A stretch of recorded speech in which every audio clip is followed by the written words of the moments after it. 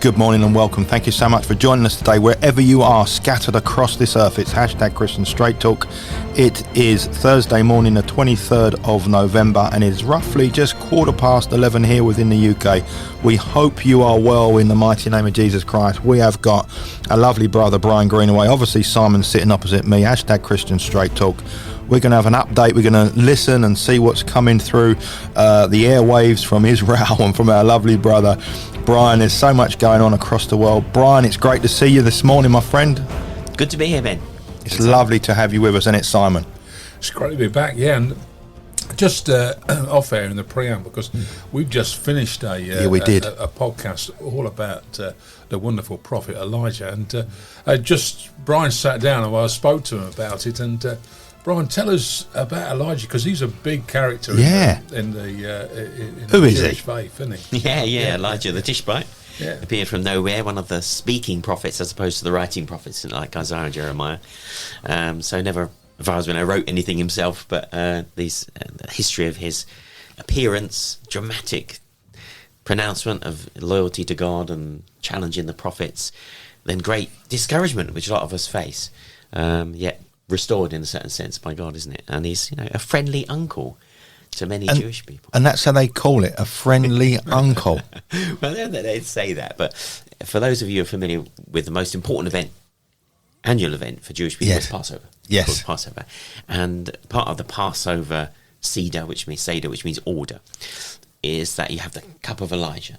So right at the end of the Passover, the children are told to go and look, because the Bible says, doesn't it, that before the coming of the Messiah will be the time of Elijah. It speaks about the prophet like Elijah who comes and announces the Messiah. So that's why you have that at Passover, because they're told to go and look at the door, open the door, and see if Elijah's come yet to announce the Messiah.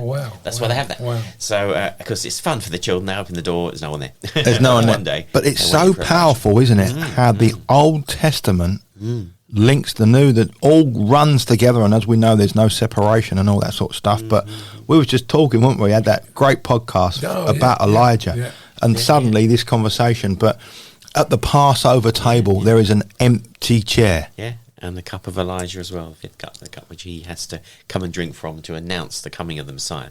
That's the part of the Passover that's there, looking forward to the future. Obviously, from a Jewish point of view, they're waiting for the Messiah to come. They're waiting. We as believers in Jesus know he's already come. He's going to come a second time. Yeah. So he's already come and announced the Messiah. It was John the Baptist. John the Baptist came in the power and spirit and power of the Elijah. And then, of course, he appears at the other very important event in Jewish culture is circumcision. Every child is circumcised on the 8th day. Yeah. And there's a chair. The chair of Elijah is there. Yeah, Wow. Do you know what that is? It's because, of course, Elijah, at one point, when he was very discouraged, he ran from Jezebel. Yeah. And he said, there's only me. I'm the only one. This is exactly, Brian, what you just saying. I might as well die. And God says, you're not that important, Elijah. There are 7,000 other people. You know what? That is so good, isn't it? Yeah. It's just keying into what we've been saying about it's right on the back of what we just said. 7,000 remnant. So we're not alone. No, we're not alone. We're never alone. No. And so he has to witness that now. It's almost, Elijah is called back at Passover and at circumcision, so every baby boy that's born, he's come back to witness. God has said, see, we're still here. Thousands of years later, we are still here. Yeah. Wow. 2,500 years later, we're still here. It's circumcision to prove it as a baby boy, Jewish boy, and here is Passover. Absolutely mind-blowing. Wonderful, isn't it? The tradition. That's why I love talking with Brian and just listening when he brings the feasts out and he brings everything out, and it's just like light bulbs going on in my head. Well, because there's a history that links with the Bible, isn't there? With everything. It's so good. Yeah, and also, Brian, I guess as you're standing, you celebrate both the Christians and the Jewish. So every day must be a holiday, mate, for you.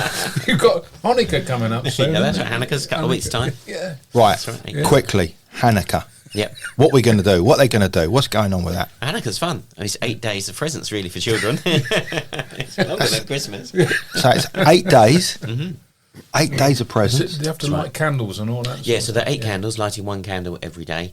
Do you want to do potted history of Hanukkah? So come on. That goes in the window, doesn't it, Brian? It does go in the window to prove that the light still shines for the Jewish people. And is that menorah? Is that it's called a Hanukkiah. A Hanukkiah? So it has 9 candles. Yeah. 8 of them are lit 8 days in succession, and the extra candle called the shamesh, or the slave candle, is the candle you use to light those other candles. The others. That's what the candle in the centre or at the end is for. And so if you look in the book of Maccabees, which of course is between the two testaments, the first and the apostolic scriptures, the book of Maccabees is not a book of the Bible, historical book, but it tells the story of the Maccabees who rebelled against the Greek Empire that was ruling in Israel at that time. They threw off Greek rule against overwhelming odds, a massive army. This was like a ragtag rebels. And then they recaptured Jerusalem, recaptured the temple, and wanted to relight the giant menorah. They didn't have any oil, and it takes 8 days to prepare the oil. So they found a little bit of oil. This is legend, okay? It's not in the Bible. This is legend, but it's good one. They found a little bit of oil, and they lit the menorah, and it lit for 8 days. It didn't burn down. And just that little bit of oil. That little bit of oil. That's the legend of thing. But what we celebrate is the throwing off of Greek rule.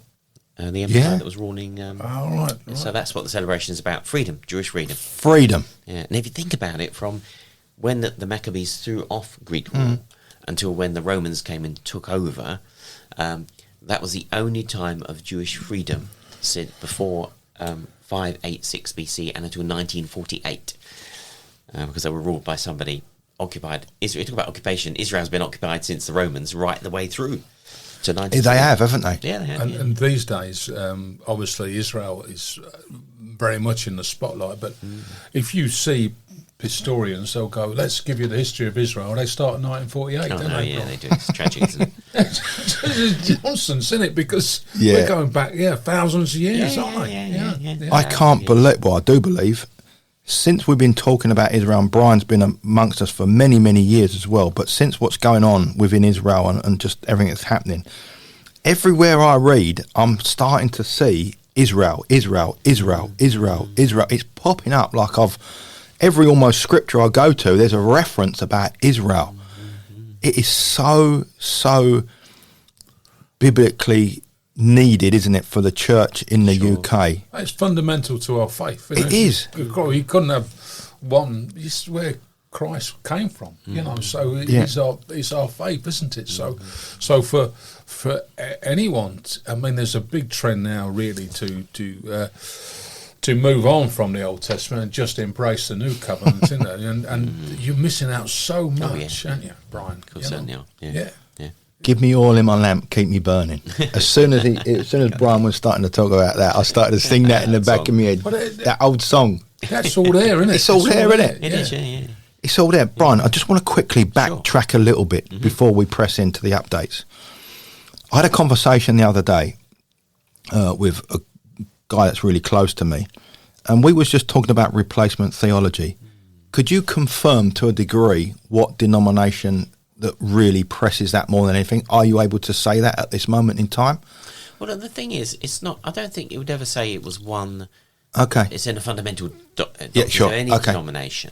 Some are more than others. It is often down to the individual church. But the problem is that hundreds and hundreds of years of replacement theology has sort of made it the DNA of the British church. Agreed. That's the problem. And so they don't, it's an ignorance, and I say that in a nice way. Yes. There's an ignorance in churches. People don't even understand at all. They think, what's Israel got to do with us today? And, you hear comments from people, and, the comment I heard the other day, somebody said, why do we have to be so Old Testament about this? Which is almost saying that the Old Testament is it's a different God. Separate, which is the argument of the atheist. If you did to Richard Dawkins, he says, you look at in the Old Testament, it's all these people being killed. God says, kill this person. He said, then Jesus comes along and makes it all nice. So he says, he sees it as a wrong teaching that there's a different God in the Old Testament. There isn't a different God. Isn't. But replacement theology, supersessionism. It's still alive and well, isn't it? Theology, all these big words. All these big words I can't even. All that, don't they? They love that. They love the big words. They really do. Yeah. So the British church, the UK church, is pretty biblically illiterate, isn't it? We're very respectful. We all know what we're getting at. So we know that your phone has probably gone quite a little bit quieter since all this has been breaking out. Do you think the UK church is quite frightened of literally lifting the voice of itself, individually, denominational wise, all of us? Do you think there's a bit of a fear thread running through the English church of going, if I identify myself as a Bible-believing believer, I stand with the biblical Israel, I could become a bit of a target. Do you think that could be possible that's hanging around? Are you busy? In one way, yes, and in one way, no. Because we, as some of our listeners may know, we raise money for our projects in Israel. Yeah. And so over the last 2 months, we've seen an incredible rise in income. In fact, really? Our best month ever this month for our projects and the things in Israel, because there are lots of believers who stand with Israel. Praise God. Including churches. But are they individual believers? Mainly, and churches as well. Those who will stand with Israel.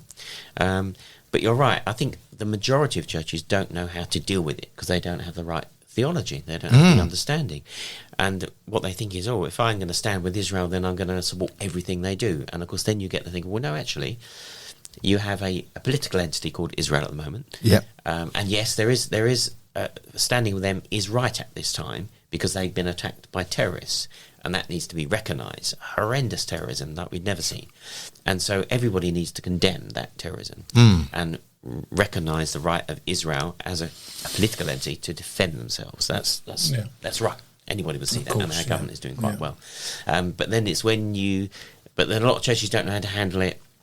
And, the biblical Israel, the promises of Israel, the covenants with Israel, they don't understand them, so they don't know where to go from them. They don't know how to handle it from the pulpit.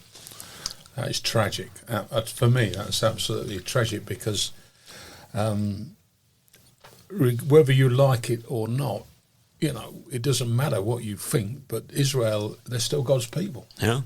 They were then and they are today. And as you quite rightly said, God is the same yesterday, today and forever. Mm-hmm. These are God's people. Amen. These are God's people. Now, if you don't recognise that, then really, where do you stand? Because God will defend his people, and he will do. He'll raise them up. However he has to do it, he'll do it. And if you're not with them, then there's no sitting on the fence here. No, it's not there. Because the enemy owns the fence. He does.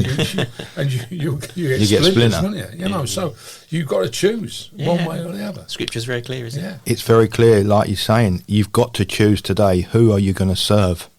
Are you for me or against me? Are you standing in my camp or are you standing in the world's camp? So when we're hearing all this, Brian, all I'm hearing is so much political table tennis between all the nations. Has anybody actually stepped into the arena with Israel and gone, we are going to stand with you, and we're actually watching it visually? Because I know there's a lot of voice. Is there any nation that has actually jumped in and partnered with them physically that you can identify with, or Israel still on their own? No, I mean, America's been very good. They've sent, I think 2 of their carrier fleets into the Mediterranean, and they've been, because the Houthi rebels have been firing cruise missiles at Israel to Eilat, that area. So the Americans have been taking a couple of those down and helping with that side of things. And also their very presence there, I think, because Iran has recently said, we're not going to support Hamas in this. Because Iran are scared. They're scared of America. America could take them out. I was gonna bring that into the combo. Do you think a lot of the surrounding nations possibly could be looking into it as this Bible might be true, and if we intervene as other nations, because when you look at other faiths, they're pretty clued up with the Gospels and the Old Testament, aren't they? They're pretty well on it. And I wonder if a lot of these leaders in these massive nations, these Muslim areas, are just not going in as they said, because they might be thinking it actually could be true what the Bible says. And we are living in very powerful end days. Well, I have a slightly different take on it. That not all Muslims are the same, are they? No. And you've got different.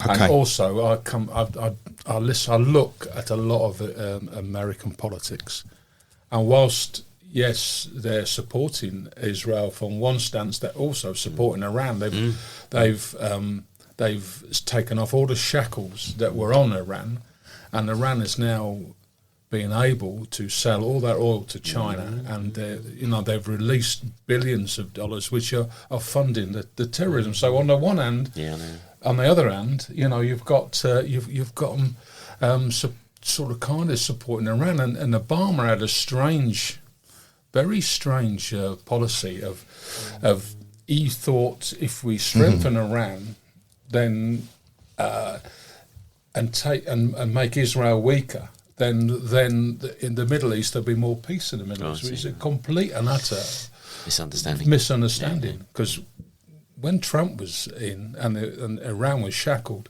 you didn't get any of this problems, did you? Do you know? So yeah, I mean, we see it a lot. Yeah, they put a couple of carriers in there, and because they've been attacked. You know, the Americans have had 40-odd attacks on their places in Syria and all around.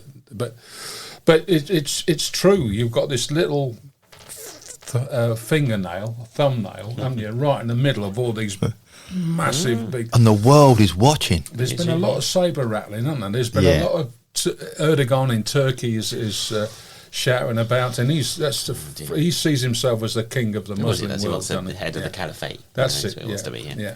He's trouble. Yeah. He is. Yeah, he's trouble. And since he did that fake coup and took over the country, how'd they get away with it?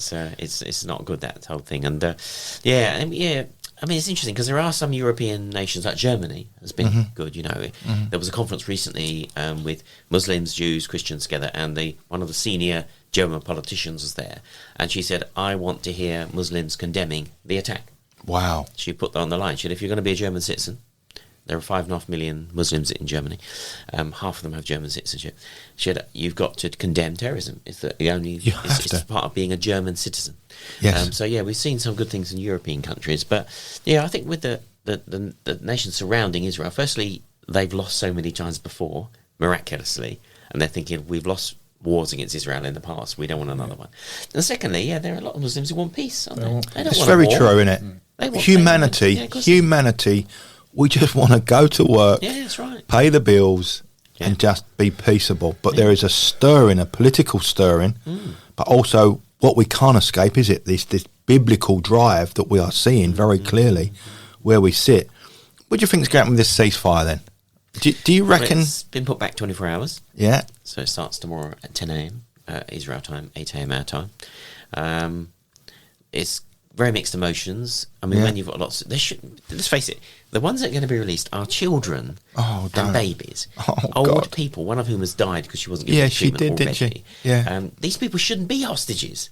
You talk about hostages, not that there's ever just the legitimacy for hostages. No, but children and babies. The hostages have been forgotten about, Brian, in all of this. They have got. It's literally hundreds, isn't it? It's hundreds. It's so frightening, isn't it, to think what they're using as human shields, using them as weapons in warfare.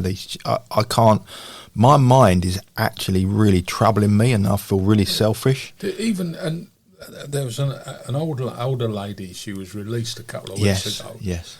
And she shook the hand of, and they made a big political statement out of that. It couldn't have been so bad for her because hold on a minute. What a marvelous thing of forgiveness. She did that. You know. I tell you what, the whole thing sort of really she wants to shake people because. The majority, I guarantee you, Brian, the majority of people who are marching and shouting out, "Free Palestine," don't even know where Palestine is. No, that's right. No. And they talk about occupation, and you say, where is the occupation? Yeah, where? Where is Israel occupying Gaza? There's no Israel. There are now. Before the October 7th, there were no Israelis in Gaza. But the most ridiculous thing is you've got girls dressed out their dress over there. Oh, yeah. You've got gays, queers for Palestine, who'd be slung off a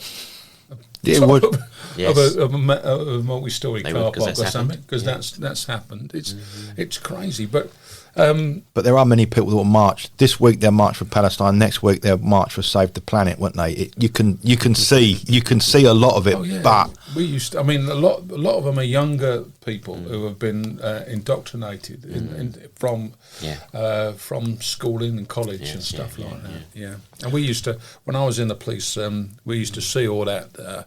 We used to call them the Great Unwashed. They'd turn out for everything that's anti, you know, anti-establishments, any anti. Rent them up at the poll tax, right? We had them, you know, all the. Brian, you was up there, London. You was in London, weren't you? Yes, on Sunday night. That's you was marching.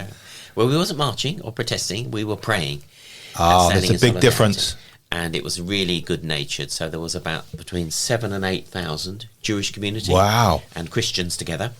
It was arranged by my good friend Tim and Hayley Gutman, who are the pastors of the Assemblies of God Church in Lee Valley, and they run an organisation called Christian Action Against Anti-Semitism. So that's CAAA.info. That's their website. And they worked with the Jewish community on arranging this joint event.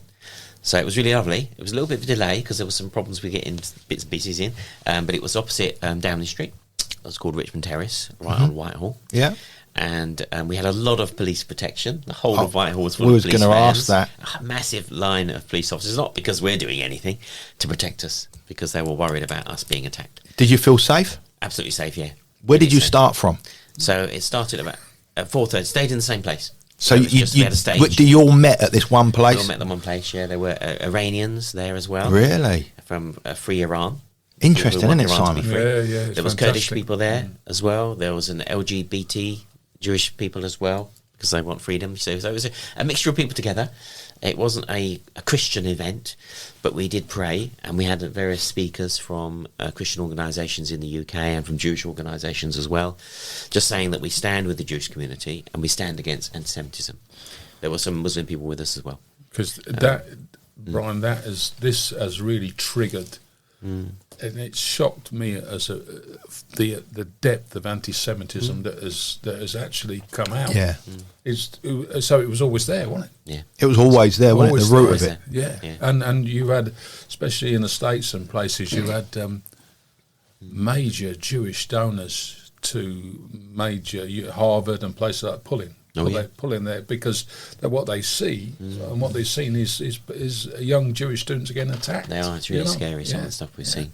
And in the UK as well, there's a terrible precedent here because I know someone who is a student in Germany at university, and she's a student in the Centre for Jewish Studies in her university, which also has the Centre for Islamic Studies, which is much bigger. Now there was a stand of solidarity with the Jewish students, but they were unfortunately attacked by the Islamic students, had to be protected by the police. So the dean of the university said, we've got a solution for this. All the Jewish studies will now go online. Right. And we'll shut that down and you'll go online. Aren't we helping you? But as she pointed out, in the 1930s, one of the first things the Nazis did was to get rid of all Jewish influence in universities, colleges and schools.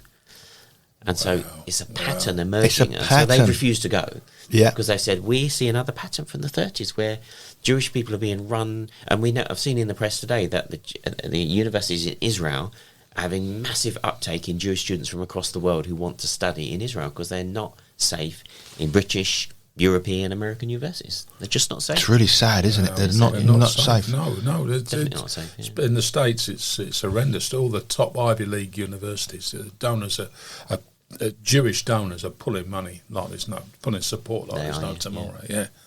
Yeah.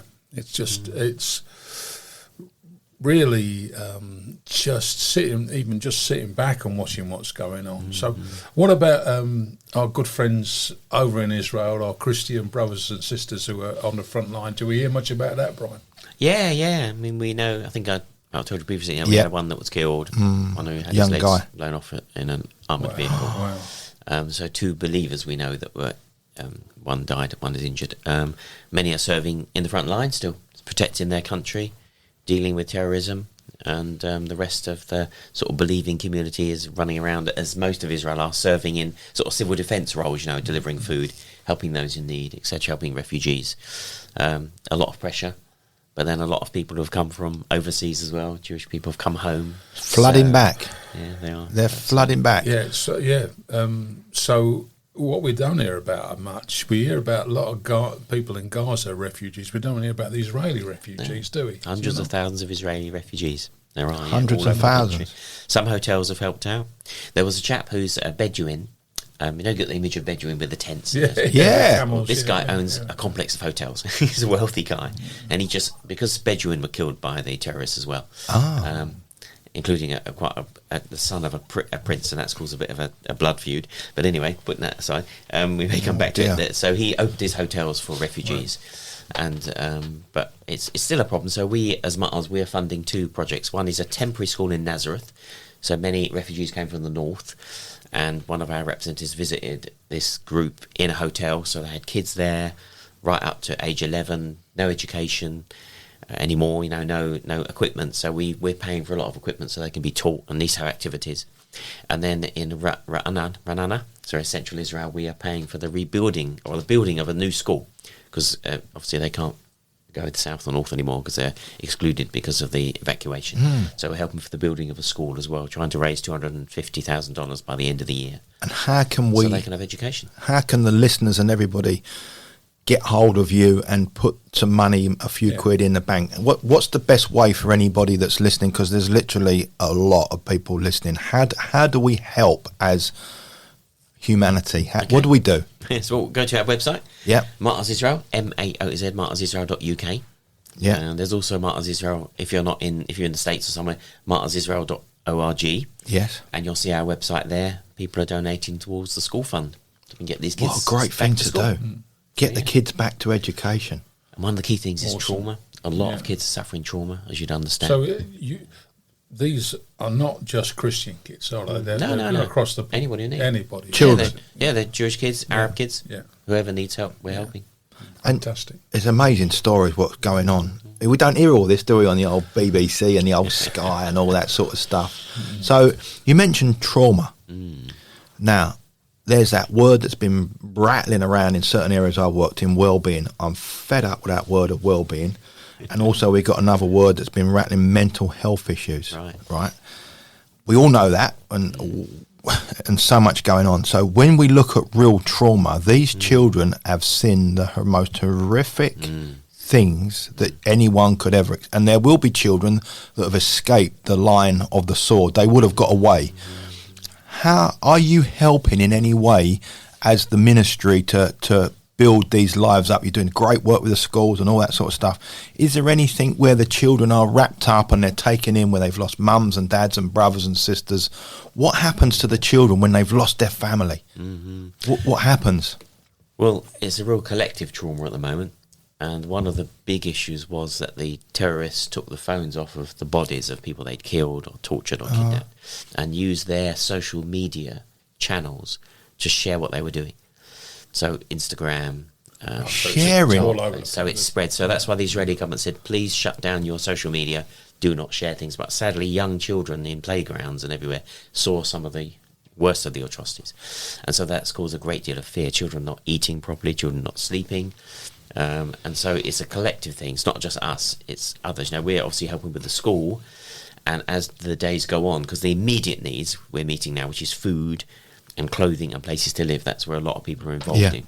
Of course, as this war goes on, as the war comes to an end, we think it will last about a year, and there will be a great need, and we will become involved in helping with counselling and trauma and all the things it's going to mean. It's going to be a big thing. It's going to be a lot of people. It's going to blow the lid off it, isn't it? Because you've got these... It's an amazing organisation. When you really think about Simon, things are going on, and you look at what we're doing in the church, and you think, oh my goodness. Well, we don't know the they're true all story, fluffy and puffy not here, haven't we? given the true story. Brian, is there hope? There's always hope, isn't there? There's always hope, isn't there? Yeah. If you read the book of Micah, for example, the book of Micah gives you that whole history of Israel. Really, it tells you about the coming, the coming of the king, the Messiah, the Davidic covenant, all that side. But it does talk about a time of disobedience where Israel will come through a time of difficulty, where they're being prepared to be that nation that in the end it's the centre of the world now, it becomes the real centre of the world. So there is that hope. We know that in the end God will redeem Israel, God will pour out his spirit on them, even through trial, and they will be the nation that he always called them to be. So when God is on the throne, and he is, there is always hope. We know the end of the story, don't we? We know it. Yeah. But there'll be tough times ahead. Is this the biggest battle that Israel has ever faced, do you think? Is it, what sort of level are we looking at this moment? Because like we were saying earlier, the news channels seem to be going on to the next thing like it always does. The world is moving on. I listened to Netanyahu, he was on Mark Levin, which is a guy on Fox News, and he was saying, imagine if America proportionately had the same thing happen to them, it would be literally thousands and thousands and thousands of people would have been killed. Thousands of people. The world would have been absolutely an uproar. Yeah. Yeah. So where do we, where do we go? I think is and right now maybe we can't see the wood for the trees, can we? Because we've got to. We're there. And is that scripture? Is that in Micah where it says, "Rejoice not over me, my enemy, for I shall arise." I use that quite often, I think it's in Micah somewhere. So don't rejoice because Israel's coming. Israel will arise because we are that we're standing with Israel because we are God's people. Yeah. Well, the Bible tells us in the Torah, it tells us that we shouldn't rejoice over the death of our enemies. No, so Israel never rejoices over that. No, of course. And it's interesting because the scriptures do talk about what is God's responsibility, and God said that He will destroy those who come against Israel. I read that last night. Yeah, that's a risky thing, isn't it? Yeah, it is a risky thing. I will bless those who bless you, and I will curse those who curse you. And that's why 100%, Brian. That's that, and that should frighten the life out of anyone. Any and that's why I wonder. Yeah, that's why I wonder if you're talking about denominations and what we mentioned earlier about other faiths. Are they further on in what we understand in this biblical faith that we've got, looking in and thinking, well, actually, I've heard a scripture of old that says if anyone comes against Israel, you're coming against God. And I wonder if there is this spiritual drive as well, where God is working in every area. And a lot of these nations are holding back because they are thinking, if this is true, I'm coming against this God. As a nation, we are going to be coming, and I wonder if they're sitting back and maybe consciously it's not a spiritual thing for them because obviously, but maybe politically a trade deal. Yeah, but so we were talking a bit about off air about the Abraham Accords, which was like the Muslim, Christian, I guess, and Jewish, all under Abraham, which is. Called the Abraham Accords, which was started a few years ago by Trump and whatever. So, do you want to tell us a bit about that? Because people like the Sultan of Bahrain, Saudi Arabia, they're all standing pretty much with Israel, aren't they? They're saying this accord is going forward. And from my understanding, I think Iran this shook Iran up a little bit, and that's why one of the main reasons why the terrorists were sent in, Yeah, it was, yeah. So, the Abraham Accords are good. It's come from Trump, of course, and also from a change in the education system in some of these nations. Because for many years in Islamic nations, they have taught blood libels against Jewish people.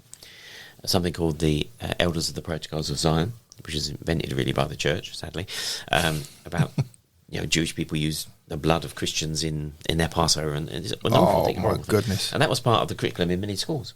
But in some of those countries where the Abraham Accords apply, they took those sort of things out of the education system. So you had young Arab people, Muslim people, who were growing up in a school system who weren't taught that. And so I've heard young Islamic academics say, once we were taught that Israel was not an evil nation trying to destroy us, that it was a democracy, we realised that making peace is the best thing overall, not that it's easy. And so you've had a number of nations signing these Abraham Accords who just want peace. They recognise that, the geopolitical dynamics are changing. Oil is not going to be as lucrative, that's the word, in the future. So they've got to move into other areas. So really they just want peace. But of course, you're right, Simon, that Iran doesn't want peace. And they're very worried about being isolated because they're not an Arab nation, see, of course. No. Being isolated by all the Arab nations around them, gradually signing these accords. So they've triggered this. This is part of it. They're triggering it to try and upset, especially Saudi Arabia. That's the big prize in a certain sense, isn't it? Now, Iran and Saudi have been at each other's throats, not had diplomatic relations for many years.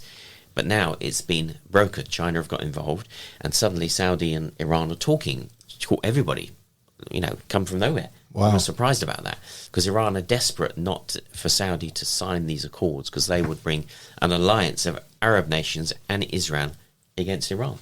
So you can see the geopolitical story in that. And the sad thing is, I think it is sad, from Hamas's point of view, they were thinking, Iran's going to come and help Iran us. is going to come. They've just thrown them under the bus. Yeah. They did. Announced, we're not going to do anything about this. We're not coming in at a war. Yes. I mean, they've set Hamas up. They fund Hamas. They give them the weapons. They've encouraged them. They've made them do Correct. this. And then suddenly they say, we're not going to help them. They've thrown them under the bus because they've used them just for their own political ends.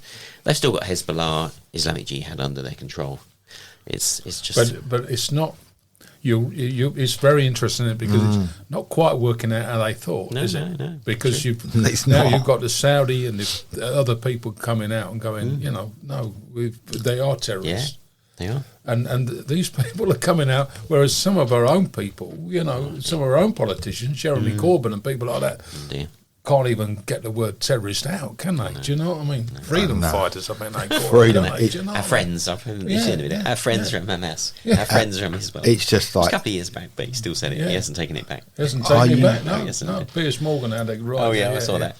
Yeah, are you using that to friends? You just can't. You can't believe what gets bounded around, can you? Can't, no.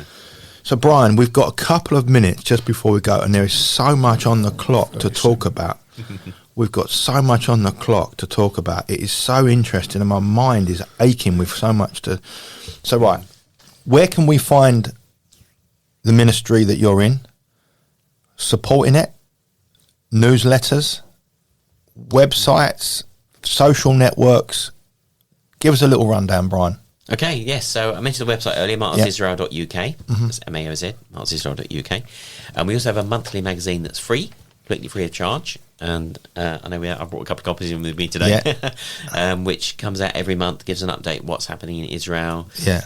It talks about our projects, but it also talks about what's happening in the political scene, economic scene in Israel as well. So people can sign up to receive that report. They can receive it by email, or they can receive it by post. And it also tells people about the projects there that people can give to support. We really appreciate that. We really need support. We're also on Facebook and Twitter and Instagram as well. You've got offices across the world, offices in Germany, in South Korea, in Brazil, in the States, of course. We've got Maoz Espanol, so everything's done in Spanish. The report is in 8 different languages. Right. Maoz France has opened in the last year as well, so there's a number of offices where people make connections. We've just got one. This is the newsletter. That's right. And right here, and it's just a great bit of publication, and it would be great, wouldn't it, if this was given out in churches across the land, as people. As people left the church, take one of these and really read the truth. Do you know what, Brian? Brian said exactly, Simon. I was sniggering there because he said across the churches in the UK, the church don't even know who they are at the minute. And oh my goodness, some of the pictures, we won't talk about it, but wow, this is real life. This is frontline news, isn't it? This is not propaganda. This is real life. And what I love is you've got the map, which just helps you to see things and highlight stuff, and you've got real life pictures. And I think we should say on this platform, really, don't listen too much to what you see on the mainstream media, the BBC and all the other CNBC, MSNBC, all the stuff in the States, because it's fueled one way, or it'll run down the middle. It won't tell the truth. Dig a bit deeper. Go onto the Maoz website. Go onto other Christian Jewish websites and look at this stuff, because this will tell you the truth of what's actually happening, and you'll get the proper picture. And it's fascinating just talking to Brian here. It's great getting him in, and it's amazing.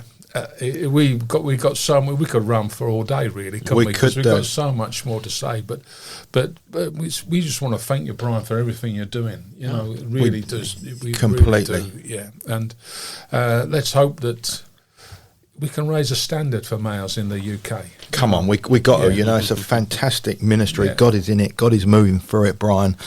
And like Simon just said, everything. We really, really do appreciate you coming in, and we stand with the biblical Israel and all that sort of stuff and what's going on, and you've got to be careful about the political stuff, haven't you? It's very difficult to navigate, isn't it, Brian? It is. So people can find you on the social networks, since just very quickly, since we've been saying very loud and clear we stand with the biblical Israel, goodness gracious, you start to find out where the church actually sits and where people actually sit, and it's quite harrowing, really. So wherever you are across the world, you've been listening to Brian, Simon, myself, just having a catch up and a chat. We'll be back very, very soon. You know how to get hold of Brian. It's hashtag Christian Straight Talk. Simon and myself and Brian, have a wonderful day wherever you are across the world, but please don't ever give up. God is with every one of us. God bless. We'll see you soon.